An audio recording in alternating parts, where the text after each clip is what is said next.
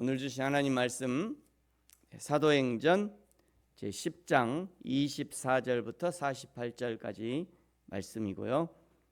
지금 읽는 것은 제일 끝에 마지막 부분 44절부터 46절까지 우리 세 구절만 같이 읽겠습니다. 시작.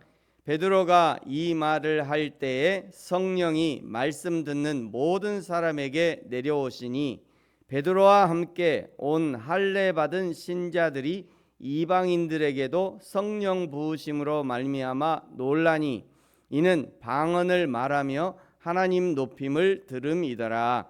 아멘. 사울이 이방인의 사도로 부르심을 받았지만 정식적으로 이방인 선교를 시작한 것은 베드로를 선두로 하는 예루살렘 교회였습니다.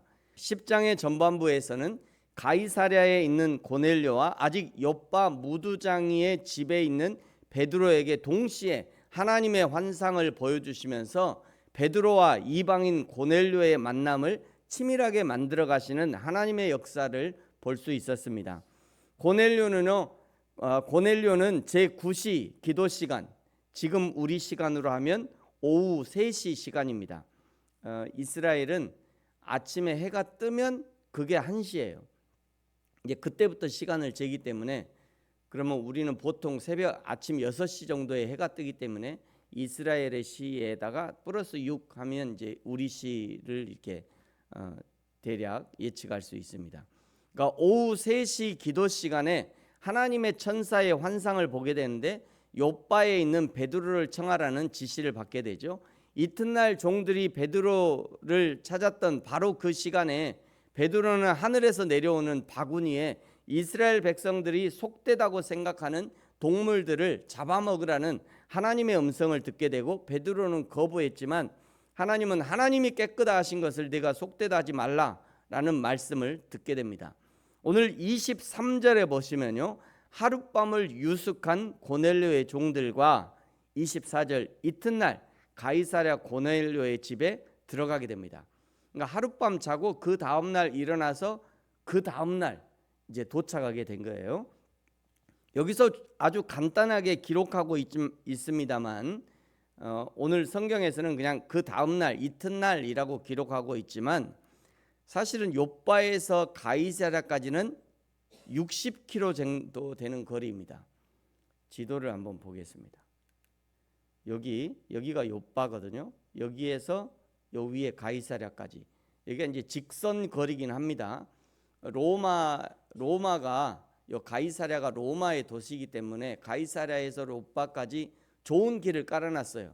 여러분 그 역사나 뭐 이런 거 보시면 그 돌로 이렇게 쫙 왕의 대로처럼 이렇게 돌로 쫙 고속도로처럼 돌로 깔아놓은 그런 도로였어요. 그래서 욥바에서 가이사랴까지는 아주 좋은 길이었지만 그럼에도 불구하고 그때 당시에는 걸어 다녔기 때문에 걸어서 하루에 보통 걸음으로 30km, 그러면 이틀은 꼬박 걸어야 하는 그런 길이었어요. 그런데 오늘 기록에 보시면은 1박 2일, 그러니까 그 전날 출발해서 그 다음날 도착했다고 하니까 1박 2일에 도착한 것이고요. 상당히 빠르게 이동한 것입니다.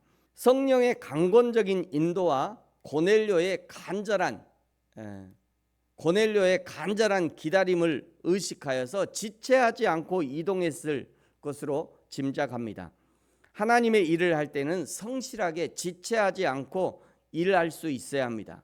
아무리 하찮은 일이라 할지라도 하나님과 교회와 관계된 일이라면 하나님의 이름, 교회의 이름, 예수님의 이름으로 하는 일이라면 절대로 늦거나 지체하거나 준비를 소홀히 해서는 안 돼요. 그것이 쓰임받는 종의 자세입니다. 고넬료의 집에 도착해 보니 이미 고넬료는 친척과 가까운 친구들이 모두 모여 있습니다. 25절에 보시면 베드로가 들어올 때 고넬료가 발 앞에 엎드려 절하자 26절 베드로가 말합니다. 나도 사람이다. 이렇게 하지 말아라. 많은 사역자들이 실패하는 이유는 자기가 어느 순간 하나님의 자리에 서 있기 때문입니다. 사역자들이 분명히 기억해야 합니다. 사역자는 오직 하나님의 통로일 뿐이에요.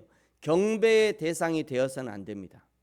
하나님이 자기를 아무리 친하고 아무리 사용한다고 해도 하나님 멱살을 잡고 하나님 너 나한테 죽어,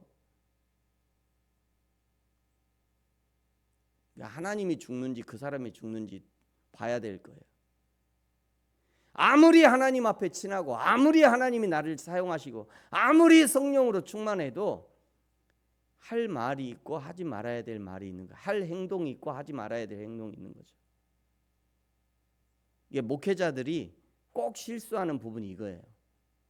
막 자기가 입만 열면 뭐 일어나고 자기가 생각만 해도 막 하나님이 뭔가 해주시고 자기가 뭔가 행동만 하면 하나님 막 일을 일어나게 해주시고 막 기적을 베풀어 주시고 그 정도 되면 어느 순간에 내가 하나님인가?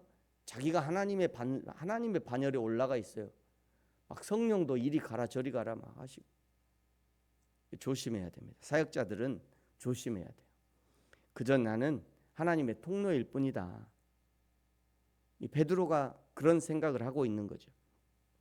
28절 29절은요.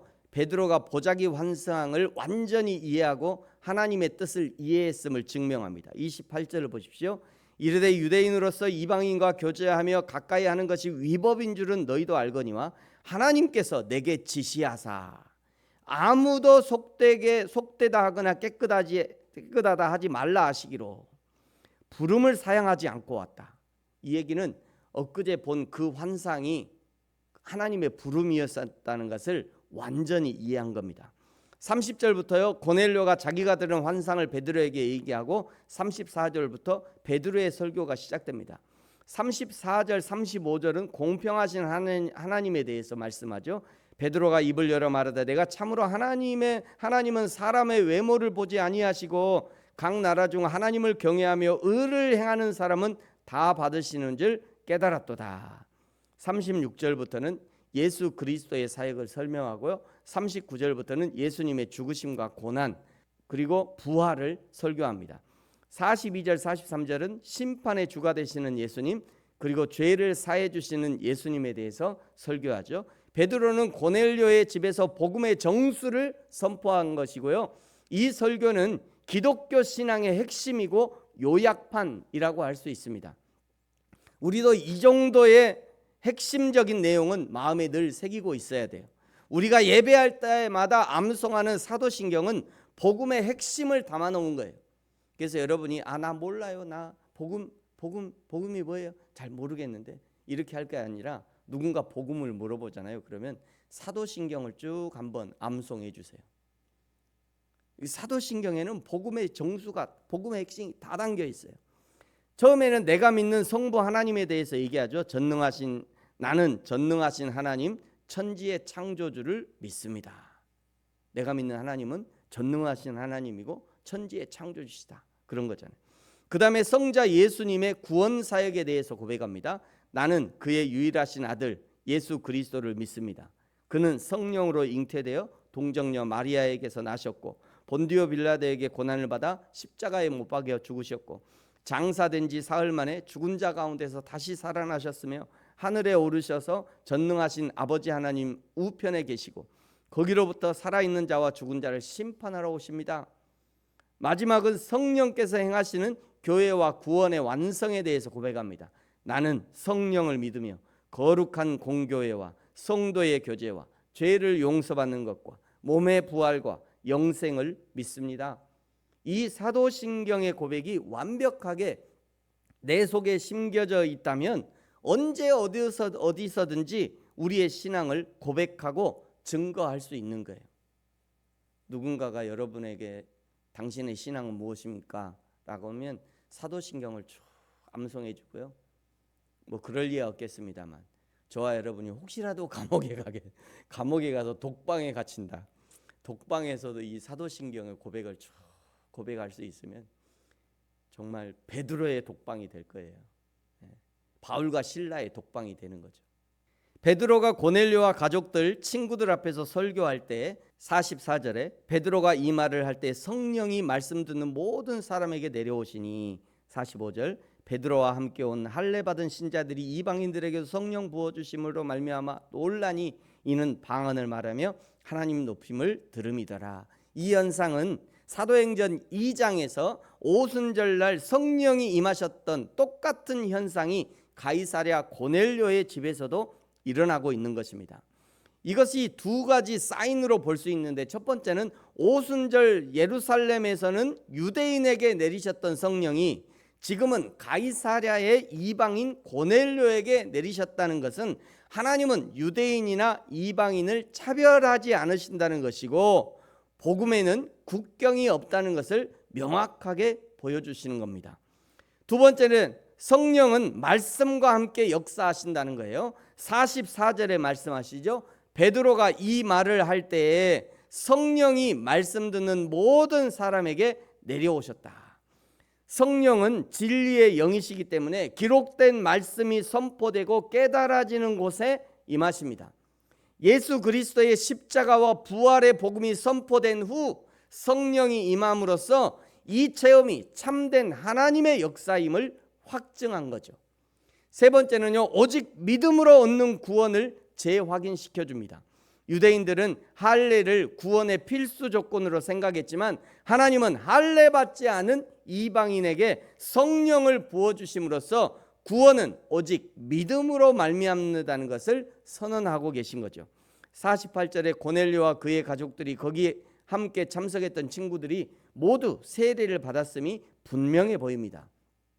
오늘 고넬료의 집에 임한 하나님의 은혜는 하나님을 향한 고넬료의 자세에서 비롯된 것이 분명해 보입니다.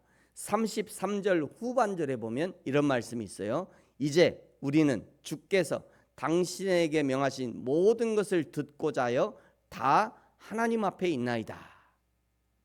오늘 하나님 앞에 예배하는 저와 여러분, 우리 모두가 날마다 하나님 앞에 살아가는 인생이 되어지기를, 코람데오의 인생이 되어지기를, 그리하여 하나님의 은혜를 누리는 저와 여러분이 되어지기를 예수님의 이름으로 축복합니다.